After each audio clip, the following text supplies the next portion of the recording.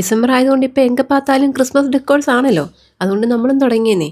ഇതെങ്ങനെയുണ്ട്? ഞാൻ ക്രോഷ്യയിൽ ചെയ്ത ഒരു ക്രിസ്മസ് ട്രീ ആണ് കേട്ടോ. ഇതിൻ്റെ ട്യൂട്ടോറിയൽ വീഡിയോ ഒക്കെ ഞാൻ പോസ്റ്റ് ചെയ്യുന്നുണ്ട്. ചാനൽ ലിങ്ക് ഡിസ്ക്രിപ്ഷനിൽ കൊടുത്തേക്കാം. ഇതാണ് നമ്മൾ കഴിഞ്ഞ ദിവസത്തെ വീഡിയോയിൽ പറഞ്ഞ ആ ഉടായ്പ പേപ്പേഴ്സ്. ഉടായ്പ എന്ന് പറഞ്ഞാൽ അങ്ങനെ ഞാൻ പുച്ഛിച്ചൊന്നുമല്ല കേട്ടോ. നമ്മുടെ കയ്യിലില്ലാത്തതിന് നമ്മൾ ഇങ്ങനെയൊക്കെ ക്രിയേറ്റീവായിട്ട് ചിന്തിക്കുന്നതിൽ എന്താ ഇപ്പോൾ തെറ്റ്? റെഡും ഗ്രീനും കളറില്ലാത്തതുകൊണ്ട് ഞാനത് പെയിൻറ്റ് ചെയ്തെടുത്തു. ഇനി നമുക്ക് ഇവനെയൊക്കെ ഒന്ന് ഇതേപോലെ വട്ടത്തിൽ കട്ട് ചെയ്തെടുക്കണം. സൈസ് നിങ്ങളുടെ ഇഷ്ടത്തിന് കട്ട് ചെയ്യാം കേട്ടോ. എനിക്ക് ചെറിയ വട്ടം മതി, അതുകൊണ്ട് ഞാൻ ചെറുതാക്കി കട്ട് ചെയ്തു. ഇനി ഇത് ഓരോന്നും ഇതേപോലെ മടക്കി ഒട്ടിച്ചു കൊടുക്കണം. ഇച്ചിരി സ്പീഡായിക്കോട്ടെ എന്ന് വിചാരിച്ച് ഞാനിതൊക്കെ അങ്ങ് സ്പീഡാക്കി കേട്ടോ. എന്തെളുപ്പം. വീഡിയോ കാണുന്ന പോലെ ഞാൻ നേരിട്ടെങ്കിൽ ഇത്രയും മെനക്കെടണ്ടായിരുന്നു. ഇനി ഇതെല്ലാം ഇങ്ങനെ ഓരോരോ സൈഡിലായിട്ട് ഒട്ടിച്ചൊട്ടിച്ച് കൊടുത്തു പോകണം. ഇങ്ങനെ ഒട്ടിച്ചൊട്ടിച്ചെടുക്കുമ്പോൾ അറ്റ് ലാസ്റ്റ് നമുക്കൊരു ബോളിൻ്റെ ഷേപ്പ് കിട്ടും.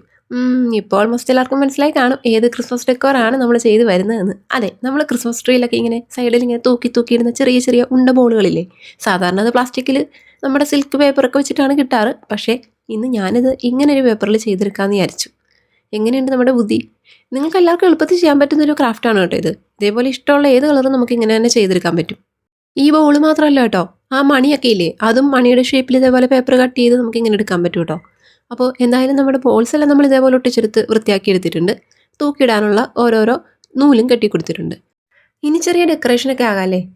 ഡെക്കോറത്തിന് എന്തിനാണ് വീണ്ടും ഡെക്കറേഷൻ എന്ന് ചിന്തിക്കുന്നുണ്ടാവും. പക്ഷേ എനിക്കത് ചെയ്തേ പറ്റുള്ളൂ. കാരണം വേറെ ഒന്നുമല്ലേ, നമ്മൾ ഈ വെള്ള പേപ്പറിലല്ലേ ഇതേപോലെ പെയിന്റ് അടിച്ചെടുത്തത്. അതുകൊണ്ട് കട്ട് ചെയ്തപ്പോൾ ആ വെള്ള പേപ്പർ ഉള്ളിലെ ഭാഗം ഇങ്ങനെ നല്ല രീതിയിൽ തെളിഞ്ഞ് കാണുന്നുണ്ടായിരുന്നു. അപ്പോൾ ആ ഒരു വൃത്തികേട് മാറ്റാനായിട്ട് എൻ്റെ കയ്യിൽ കുറച്ച് ഗിൽറ്റ് ഉണ്ടായിരുന്നു. അതൊക്കെ ഞാൻ ഇതേപോലെ ഒന്ന് ഒട്ടിച്ചു കൊടുക്കുന്നുണ്ട്, അറ്റത്ത് മാത്രം. സുമുഖനായി. ഇനിയിപ്പം നമ്മുടെ ക്രിസ്മസ് ട്രീയിൽ അത്യാവശ്യം കുറച്ച് ഗിൽറ്റൊക്കെ പാറി പറക്കട്ടെന്നേ, ക്രിസ്മസ് ഒക്കെ അല്ലേ. എങ്ങനെയുണ്ട് നമ്മുടെ ഈ സിമ്പിൾ ഡെക്കോർ ഐഡിയ?